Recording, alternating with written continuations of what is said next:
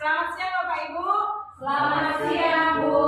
Perkenalkan, nama saya Rodia Mareta Sinambela SPD, CGP Angkatan 10 dari SD Negeri 09551 Jalan Asahan, Kecamatan Siantar, Kabupaten Simalungun.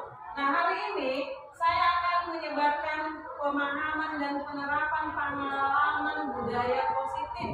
Nah, ini saya dapat dari pendidikan calon guru penggerak. Maka hari ini saya akan memberikan apa yang sudah saya peroleh, ilmu yang sudah saya peroleh dari pendidikan saya. Nah, untuk memulainya, maka yang pertama adalah konsep nilai budaya positif. Adapun konsep nilai budaya positif itu ada 8. Yang pertama adalah perubahan paradigma belajar. Yang kedua, disiplin positif. Yang ketiga, nilai-nilai kebajikan. Yang keempat, kebutuhan dasar manusia. Dan yang kelima adalah motivasi perilaku manusia. Selanjutnya keenam, posisi kontrol guru. Yang ketujuh, keyakinan kelas. Dan yang terakhir adalah segitiga restitusi. Sebelum filosofi Ki Hajar Dewantara mengatakan bahwa guru itu harus menuntun siswa. Jadi kita sebagai guru harus benar-benar dapat kita menuntun siswa, karena anak itu masing-masing mempunyai karakter yang berbeda-beda, ya. Maka dalam memberikan pembelajaran harus kita sesuaikan sesuai dengan kodratnya, yaitu ada 2 kodrat, kodrat alam dan kodrat zaman, ya. Selanjutnya kita ke pembelajaran dengan paradigma baru. Pembelajaran dengan paradigma baru merupakan pembelajaran yang dirancang berdasarkan prinsip pembelajaran, yaitu dengan cara berdiferensiasi, sehingga para peserta didik belajar sesuai dengan kebutuhannya berdasarkan tahap perkembangan sesuai teori psikologi modern untuk mewujudkan profil belajar Pancasila. Maksudnya adalah berdiferensiasi itu kita harus terlebih dahulu mengetahui apa yang menjadi kebutuhan siswa. Karena siswa ini kan, kalau kita kasih pembelajaran, ada yang suka ceramah, ada yang suka diskusi kelompok, ada yang suka pembelajaran dengan audio visual, ada juga yang suka hanya menonton, ya. Maka kita sebagai guru harus memang benar-benar mengetahui apa yang menjadi kebutuhan siswa. Nah, selanjutnya miskonsepsi tentang teori kontrol, ya. Nah, di sini ada gambar, ada di situ 2 orang, yang satu menembak, yang satu tegak berdiri. Nah, di sini posisinya adalah ilusi guru mengontrol murid.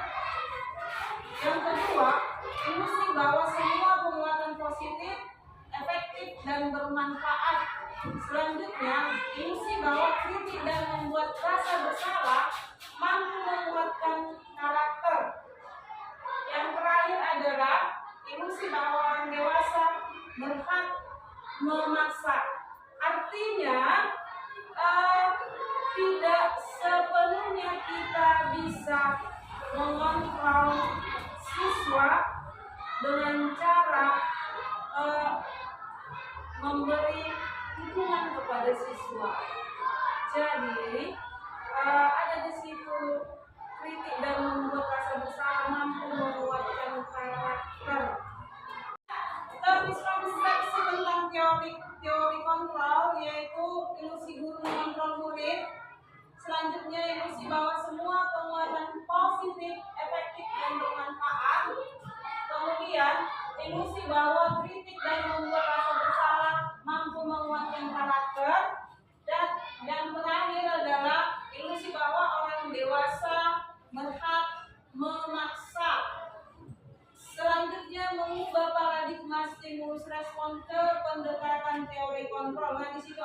kolom. Yang pertama adalah stimulus respon, yang kedua adalah teori kontrol. Nah, kita lihat di stimulus respon, yang pertama realitas atau kebutuhan kita sama, tetapi di teori kontrol realitas atau kebutuhan kita berbeda. Selanjutnya, semua orang melihat hal yang sama, tetapi di teori kontrol setiap orang memiliki gambaran berbeda. Nah, yang ketiga, kita mencoba mengubah orang agar berpandangan sama dengan kita. Nah, di teori kontrol semua perilaku memiliki tujuan. Berikutnya di stimulus respon, orang lain bisa mengontrol saya, tetapi di teori kontrol hanya Anda yang bisa mengontrol diri Anda. Selanjutnya, saya bisa mengontrol orang lain, tetapi di teori kontrol Anda tidak bisa mengontrol orang lain. Nah, yang terakhir, pemaksaan ada pada saat rujukan gagal. Di teori kontrol, kolaborasi dan konsensus menciptakan pilihan baru. Selanjutnya, model berpikir. Sebentar ya. Model berpikir menang atau kalah ada di stimulus respon. Tetapi di teori kontrol, model berpikir menang dan menang. Tidak ada mengatakan kalah. Selanjutnya, disiplin positif. Kita di sekolah setiap hari sudah melaksanakan yang namanya disiplin. Yang itu sudah kita terapkan untuk anak didik kita dan juga untuk kita para guru. Disiplin berasal dari kata disiplina, yang artinya belajar. Teman-teman, Bapak Ibu, kalau ada anak kita di kelas yang menantang, kita tidak boleh langsung, "Hei, jangan gitu! Hei, kamu salah! Kenapa gitu?" Nggak boleh lagi, Bapak Ibu, karena kita sudah mempelajari yang namanya segitiga restitusi. Kita gunakan lagi, kita validasi dulu, lalu kita tanyakan keyakinan kelas yang sudah dilanggar. Nah, sampai sini ada yang mau bertanya? Ada. Jadi, dalam penerapan program disiplin positif, hendaknya guru memiliki standar kepribadian, profesional, dan sosial yang baik, di mana guru mampu merefleksi dirinya dalam posisi kontrol saat ini. Bagaimana perjalanan dirinya sebagai manajer yang menuntun murid-muridnya menjadi insan yang mandiri, merdeka, dan bertanggung jawab. Terima kasih. Ya, keyakinan kelas pembentukannya bersifat abstrak. Selanjutnya berupa pernyataan umum, dibuat dalam pernyataan positif. Yang keempat, sedikit saja agar mudah diingat, tak bisa banyak-banyak, biar gampang diingat anak-anak itu, karena ini untuk anak-anak bukan untuk kita ya. Kemudian sesuai dengan kondisi kelas dan sekolah sehingga mudah diterapkan, dan semua warga sekolah atau warga kelas dilibatkan saat membuat keyakinan kelas. Bapak Ibu, sudah adakah yang membuat di kelasnya keyakinan kelas? Dulunya memang kesepakatan kelas, tapi ada baiknya jadi keyakinan kelas. Nah, ini tujuannya supaya anak-anak tidak bertindak semaunya, karena mereka akan berpikir, "Oh, saya sudah melanggar apa yang sudah menjadi keyakinan kelas kami," gitu. Jadi bukan kita yang buat peraturannya, siswa yang membuat. Ya.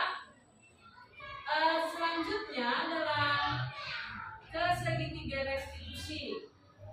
Segitiga restitusi ini adalah suatu proses dialog yang dijalankan oleh guru agar dapat menghasilkan murid yang mandiri dan bertanggung jawab.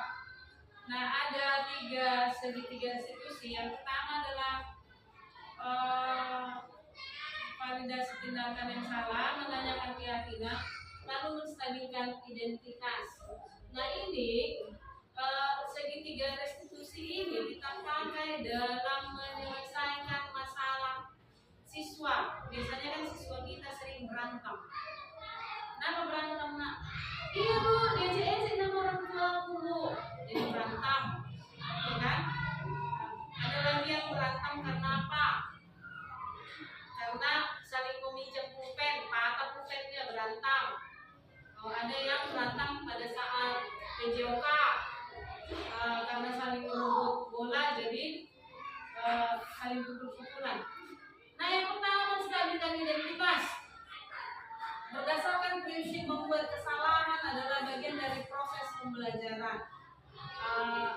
Di antaranya kita menstabilkan identitas dengan memberikan kalimat-kalimat seperti ini. Nah, berbuat salah itu wajar. Selanjutnya, tidak ada manusia yang sempurna. Ada juga kalimat ibu atau bapak juga pernah melakukan itu, atau ibu bapak tidak mau mencari siapa yang salah, tapi ibu bapak ingin mencari solusi dari permasalahan ini. Kemudian kamu berhak merasa begitu. Seperti inilah kalimat-kalimat menstabilkan identitas jika siswa atau murid kita ada yang berkelahi. Nah, langkah selanjutnya adalah validasi tindakan yang salah. Setelah kita stabilkan, kita validasi tindakan yang salah. Di sini berdasarkan prinsip setiap perilaku berupaya memenuhi suatu kebutuhan tertentu. Dengan kalimat seperti ini memvalidasi. Kamu pasti punya alasan mengapa melakukan hal itu. Nah, itu kalimat yang pertama. Ada juga kita bisa mengatakan, padahal kamu bisa melakukan yang lebih buruk dari ini ya, gitu kan? Kalimat berikutnya adalah kamu patut bangga karena telah melindungi sesuatu yang penting buatmu. Selanjutnya, kamu melakukannya karena mempertahankan sesuatu yang penting bagimu. Nah, inilah contoh kalimat untuk memvalidasi tindakan yang salah. Ya. Nah, yang ketiga dari segitiga restitusi adalah menanyakan keyakinan. Setelah kita validasi, kita tanyakan keyakinan. Nah, ini ada hubungan dengan keyakinan kelas tadi. Kita tanya si anak, apa keyakinan kelas kita? Nilai-nilai apa yang telah disepakati? Adalah nilai-nilai kebajikan. Nilai-nilai kebajikan adalah nilai yang disepakati bersama, lepas dari suku bangsa, agama, bahasa, maupun latar belakangnya. Nah, contoh nilai kebajikan institusi dan organisasi. Yang pertama adalah profil pelajar Pancasila, beriman dan bertakwa pada Tuhan Yang Maha Esa dan berakhlak mulia, berkebinekaan global, gotong royong, mandiri, kreatif, dan bernalar kritis. Selanjutnya adalah toleransi, rasa hormat, integritas, mandiri, menghargai, antusias, empati, pengetahuan, kreativitas, kerjasama, percaya diri, dan komitmen. Di keterampilan hidup dapat dipercaya, lurus hati, pendengar yang aktif, tidak merendahkan orang lain, dan memberikan yang terbaik dari diri. Itulah contoh dari nilai kebajikan.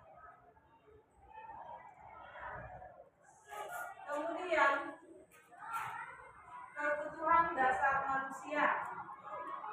Kebutuhan dasar manusia itu merupakan segala sesuatu yang kita lakukan untuk mendapatkan apa yang kita inginkan. kebijakan yang kita lakukan memiliki tujuan tertentu dan semua usaha terbaik yang kita lakukan adalah dalam rangka agar kebutuhan dasar kita terpenuhi dengan baik. Maka ada 5 kebutuhan dasar manusia. Yang pertama adalah bertahan hidup, merupakan contohnya makanan, pakaian, tempat tinggal, keamanan, dan kesehatan. Selanjutnya, yang kedua adalah kasih sayang dan rasa diterima. Ya, rasa diterima itu seperti dipedulikan, berbagi, kerjasama, menjadi bagian dalam kelompok. Nah, kebutuhan dasar manusia yang ketiga adalah kebebasan, seperti mandiri, memiliki pilihan, mencoba hal baru, mampu mengendalikan arah dirinya. Nah, yang keempat, kebutuhan dasar manusia adalah kesenangan. Bisa saja kesenangan kita itu bernyanyi, bermain gitar, humor, antusias, tertawa. Nah, yang selanjutnya adalah kebutuhan dasar manusia yang terakhir, penugasan. Dalam penugasan ini memang termasuk juga yang namanya harga diri. Selanjutnya, keinginan untuk dianggap bisa memimpin, berprestasi, diakui, dan juga keinginan untuk didengar. Sampai sini ada pertanyaan Bapak Ibu. Kira-kira kebutuhan dasar Bapak Ibu mencakup yang 5 ini apa belum Bapak Ibu? Sudah lah ya. Ada rasa bertahan hidup, ada kasih sayang, ada kebebasan, ada kesenangan, ada penugasan. Nah, kita lanjut kalau tidak ada pertanyaan, yaitu motivasi perilaku manusia. Motivasi perilaku manusia ini ada yang dari ekstrinsik, ada intrinsik. Nah, motivasi ekstrinsik untuk menghindari ketidaknyamanan hukuman. Selanjutnya adalah untuk mendapatkan imbalan penghargaan dari orang lain, kemudian untuk menjadi orang yang mereka inginkan dan menghargai diri sendiri dengan nilai-nilai yang mereka percaya. Seperti itulah perilaku dari manusia. Hukuman itu memang mau tidak terencana, tiba-tiba kan? Kalau kita lagi emosi sama siswa, mau spontan kita menghukum. Dari tulis itu berupa hukuman bersifat satu arah. Selanjutnya, murid tidak tahu apa yang akan terjadi, tidak dilibatkan. Ada juga hukuman berupa hukuman fisik dan psikis. Jadi, kalau kita memberikan hukuman kepada anak didik kita, sebaiknya janganlah menghukum dengan fisik, tetapi berikan hukuman yang mendidik. Banyak contoh hukuman yang mendidik. Misalnya, si anak tidak mengerjakan PR di rumah, maka kita sebaiknya tidak menghukum dengan, misalnya dengan menyuruh dia berdiri di depan, angkat satu kaki, pegang kuping, tidak, itu tidak diperbolehkan. Tapi berikanlah hukuman yang mendidik. Bisa saja kita berikan nasihat, atau berikan dia waktu untuk mengerjakan PR-nya di rumah. Atau bisa saja kalau itu juga selalu dilakukan, dia tidak mengerjakan PR di rumah, kita berkolaborasi dengan orang tua si anak.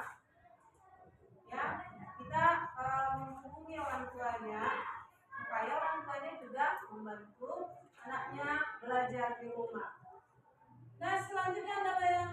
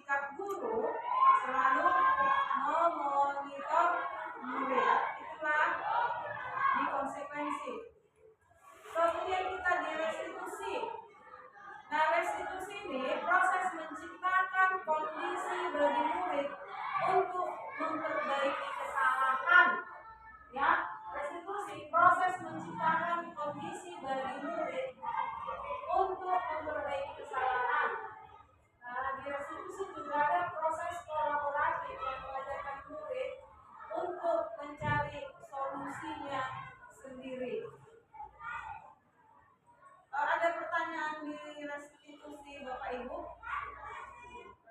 Tidak ada? Jelas ya? Nah, posisi kontrol guru. Posisi kontrol guru itu ada 5.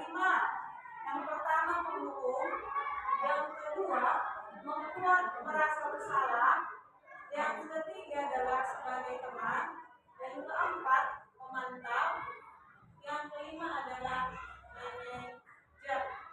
Nah, inilah 5 posisi kontrol guru. Nah, masuk kita ke keyakinan kelas. Jadi, Bapak Ibu, sebelum memulai pembelajaran, seharusnya dan memang wajib kita harus membuat keyakinan kelas. Nah, keyakinan kelas ini datangnya dari peraturan kelas, tetapi siswa yang membuat, bukan kita. Jadi tidak sama keyakinan kelas dengan peraturan kelas. Namun, keyakinan kelas berasal dari peraturan kelas. Ya, peraturan kelas itu datangnya dari siswa. Di dalam kelas kita ajak siswa-siswa kita, murid-murid kita membuat peraturan kelas. Nah, dari peraturan kelas kita ubah menjadi kalimat positif. Misalnya mereka mengatakan peraturan kelas, Bu, tidak boleh mencontek. Bu, tidak boleh membuang sampah. Bu, tidak boleh makan-makan di kelas. Nah, itu peraturan kelas. Dari yang tidak itu harus kita ubah menjadi kalimat positif. Ya, misalnya tidak boleh makan-makan di kelas pada saat pembelajaran, kita ubah menjadi makanlah pada saat istirahat. Nah, tadi selamat pagi anak-anak. Pagi, pagi, pagi. Masih lemas. Selamat pagi anak-anak. Pagi, pagi, pagi. Iya, terima kasih. Sebelum kita mulai pelajaran kita, sebaiknya kita membuat yang namanya suatu keyakinan kelas. Ya, keyakinan kelas ini ada dari peraturan kelas. Maka terlebih dahulu yang kalian buat adalah peraturan kelas. Peraturan kelas itu kalian yang membuat. Ya, buatlah peraturan-peraturan kelas yang ada di kelas ini. Kamu sendiri yang membuat. Ya, contohnya tidak membuang sampah sembarangan. Itu contohnya kan?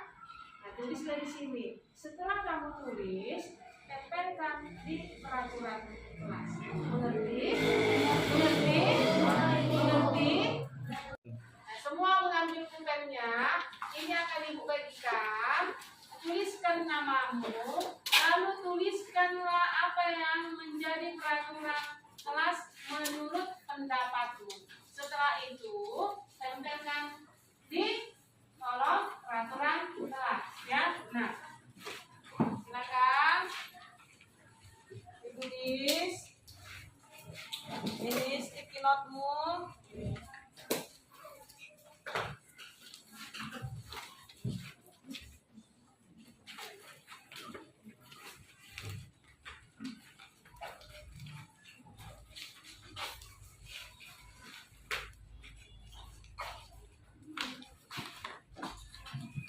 Tulis ya nak, tulis namanya ya.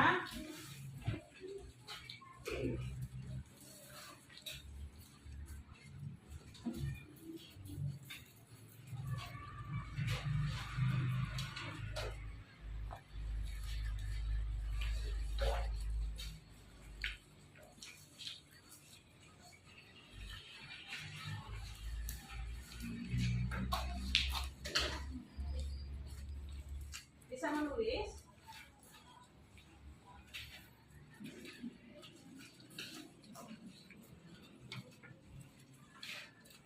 Ya, silakan langsung ditulis.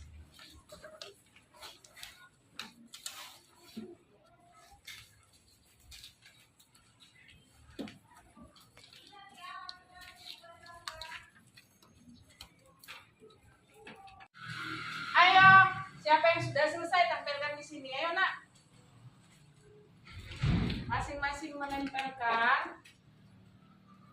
Yuk. Yang sudah selesai yuk. Iya. Iya. Lanjut.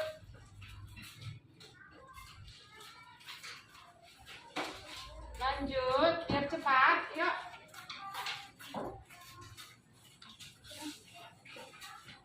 Mantap.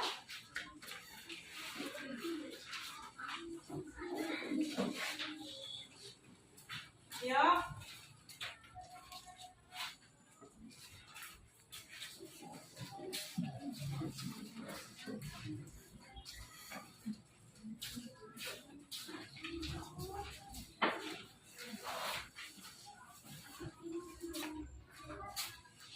Ayo nak, yuk, yuk, tempel yang sudah selesai, yuk, yuk, yuk.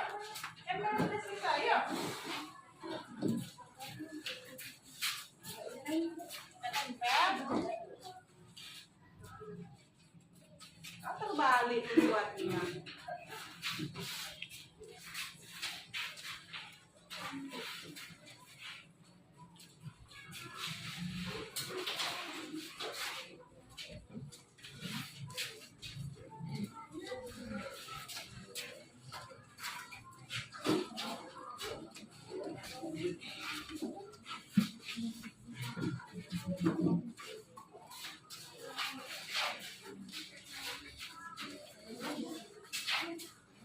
Lanjut. Lanjut nak. Harus semua, ayo lanjut.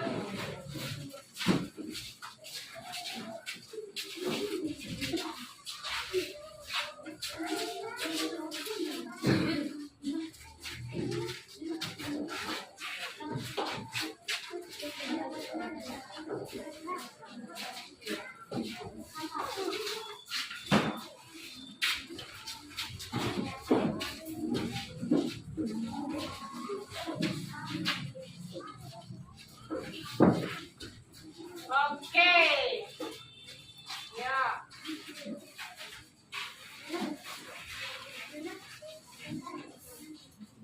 Udah. Sudah selesai kalian menulis peraturan-peraturan di kelas ini, biar ibu bacakan ya. Yang pertama, mendengarkan guru saat menjelaskan. Mantap. Theo, piket kelas. Tidak boleh berbicara saat belajar yang berlangsung. Tidak boleh buang sampah sembarangan. Tidak membuang sampah sembarangan, membersihkan kelas. Selanjutnya tidak boleh menyontek. Kemudian tidak datang terlambat ke sekolah. Tidak melawan kepada ibu bapak guru. Ya, mengerjakan PR jika ibu guru mengasih PR. Tidak boleh berantem di kelas. Kemudian menjalankan piket kelas. Piket di kelas. Tidak boleh tidak piket kelas. Tidak boleh memakai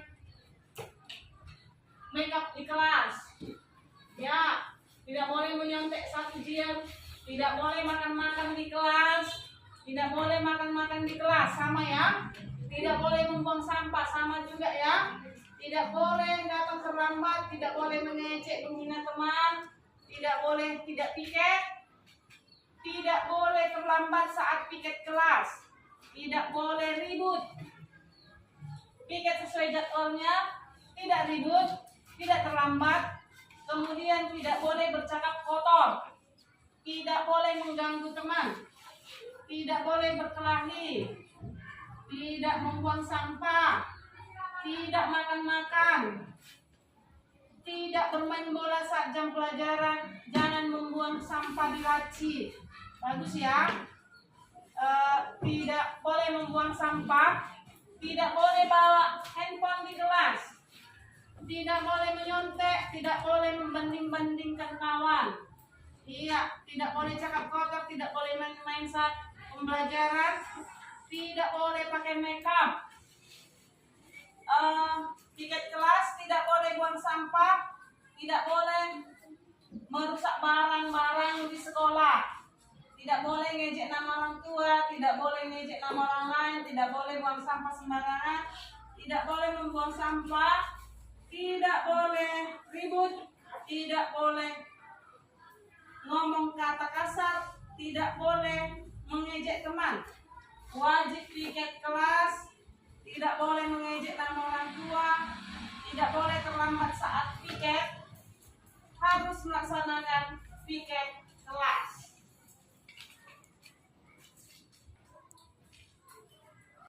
Tadi ini sudah dibacakan semua peraturan kelas yang dari kamu sendiri. Semua kata-katanya tidak boleh, jangan, tidak boleh, jangan.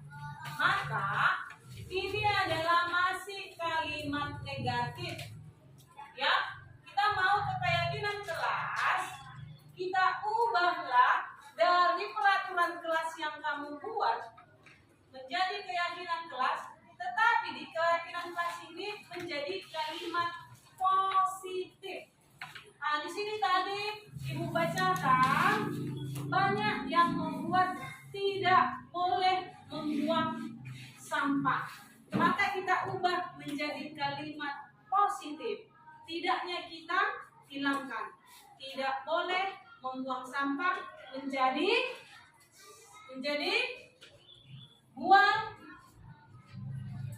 buanglah sampah pada tempatnya. Setuju? Setuju nak? Iya. Nah, yang kedua tadi juga Ibu bacakan banyak yang membuat tidak boleh datang terlambat. Itu kan masih kalimat negatif kan? Karena ada kata tidak. Maka kita ubah kalimat positifnya menjadi apa? Coba, siapa bisa? Tidak boleh datang terlambat. Kita ubah menjadi bagus. Datang tepat waktu. Datang tepat waktu. Nomor 3. Nah, kita lihat dari sini ada juga yang sama, ya. Ada yang sama, yaitu piket kelas. Itu sudah kalimat positif apa tidak? Sudah kalimat positif apa tidak? Sudah, karena dia tidak ada mengandung kalimat tidak atau jangan. Maka kita tuliskan di sini apa nak? Piket kelas di kelas. Nah, yang keempat di sini tadi juga ada Ibu bacakan yang hampir sama. Tidak boleh mengejek nama orang tua. Maka kita buatkan kalimat positifnya jadi bagaimana nak? Tidak boleh mengejek nama orang tua. Kalimat positifnya bagaimana? Saling bagus, saling menghargai sesama teman. Selanjutnya dari peraturan kelas yang sama, dan sini Ibu lihat juga, ya, tidak boleh mengerjakan PR di sekolah. Ada di sini tadi sama Ibu bacakan. Kita buat menjadi kerjakan bagus. Kerjakan PR di rumah. Selanjutnya dari peraturan kelas yang sama tadi Ibu baca adalah tidak boleh berbicara saat pembelajaran. Maka kita ubah kalimat positifnya menjadi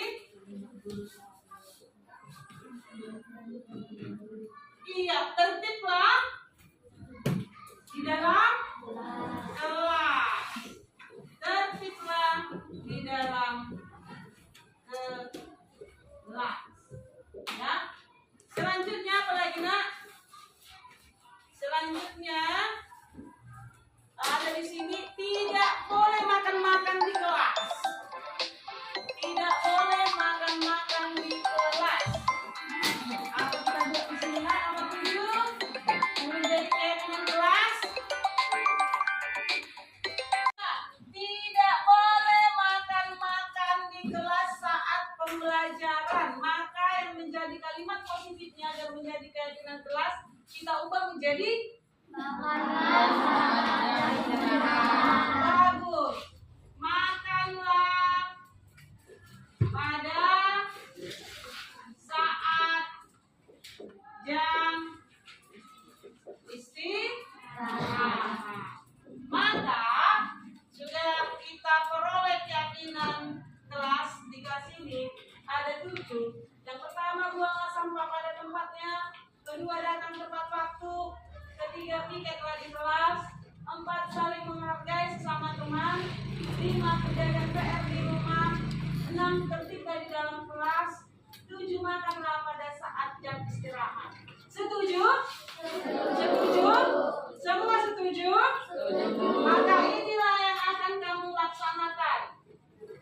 Berdasarkan inilah yang akan kamu laksanakan di kelas ini. Kalau sudah setuju, ya kita tepuk tangan semua. Selanjutnya, silakan masing-masing menandatangani. Namanya kamu sudah setuju, tandatangani saja di sini. Yuk, yuk. Tanda tangan ya, nak? Iya. Untuk nomor 1 dulu.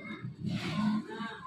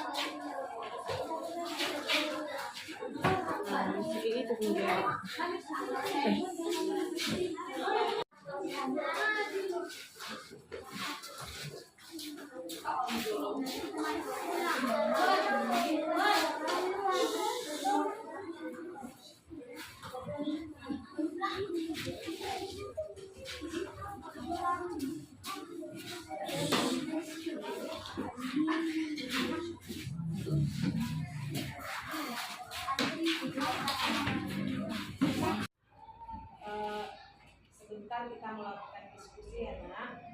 Tahu tidak kenapa kamu dipanggil ke sini? Karena saya sering makan-makan di kelas saat jam belajar. Iya, ibu pun sering melihat kamu pada saat ibu mengajar, kamu makan-makan di kelas. Menurut kamu, tindakan kamu itu benar apa salah, nak? Salah ya. Kamu sering makan di kelas pada saat ibu mengajar. Pasti kamu punya alasan kenapa kamu lakukan itu. Apa alasannya, nak? Jadi Bu, saya tidak pernah sarapan pagi dari rumah. Makanya saya lapar terus. Jadi sebaiknya kamu terlebih dahulu sarapan dari rumah sebelum berangkat ke sekolah, agar pada saat belajar kamu bisa fokus, konsentrasi, menerima pelajaran ya, nak? Iya. Dengan kamu makan-makan di kelas, keyakinan kelas apa yang sudah kamu lakukan, nak?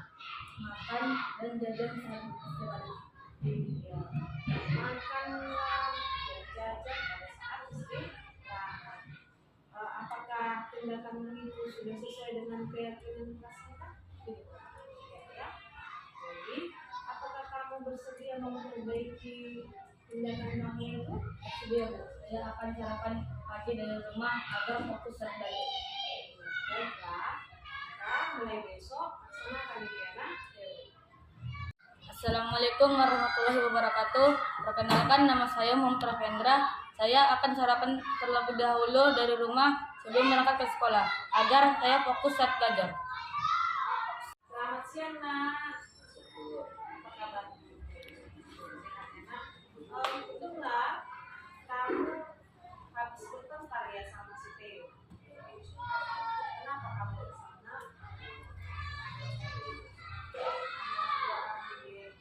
Jadi apa yang kamu lakukan? Kamu tarik bajunya, kamu buka bahunya ya. Kenapa kamu melakukannya, Nak?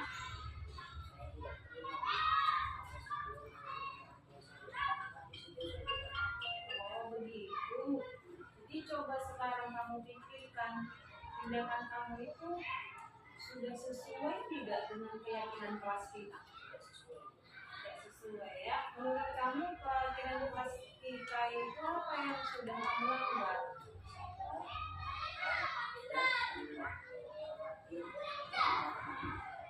Iya. Jadi jika kamu marah, emosi, keyakinan kelas apa yang kamu lakukan?